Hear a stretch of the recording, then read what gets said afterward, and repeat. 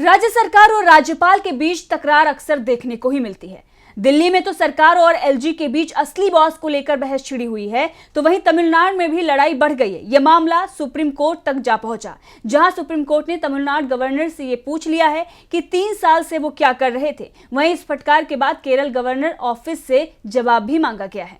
देश की सियासत में अक्सर देखा गया है कि केंद्र और राज्य की सरकारों के बीच में अनबन होती है, लेकिन जैसे जैसे सियासत का मिजाज बदलता जा रहा है, वैसे वैसे तकरार राज्यपाल तक आ रही है। जहां एक तरफ दिल्ली सरकार और एलजी के बीच जंग छिड़ी रहती है, तो वहीं तमिलनाडु में भी ये लड़ाई देखने को मिली, जिसे लेकर सुप्रीम कोर्ट में राज्यपालों के विधेयक अटकाने के मामले में सुनवाई हुई। बिल पर साइन न करने की शिकायत को लेकर केरल और तमिलनाडु सरकार ने याचिकाएं दायर की।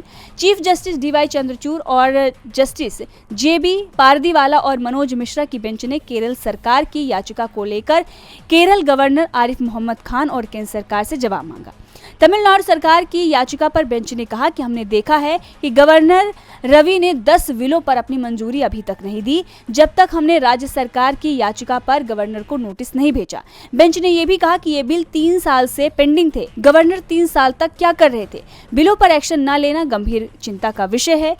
सीजेआई ने अटॉर्नी जनरल आर वेंकट रमनी से पूछा कि तमिलनाडु गवर्नर का कहना है कि उन्होंने 13 नवंबर को इन बिलों को पास कर दिया, लेकिन हमारी चिंता यह है कि हमने 10 नवंबर को आदेश दिया था कि गवर्नर इन बिलों पर एक्शन लें, जबकि ये बिल जनवरी 2020 से पेंडिंग थे।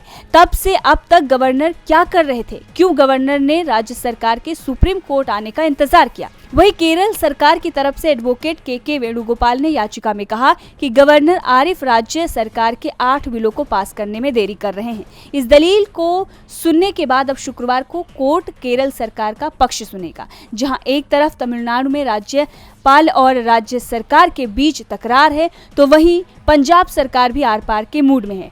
पंजाब सरकार ने 28 अक्टूबर को सुप्रीम कोर्ट में अर्जी लगाई थी, जिसमें गवर्नर बनवारी लाल पुरोहित पर विधानसभा से पास हो चुके 7 बिलों को रोके रखने का आरोप लगाया गया था।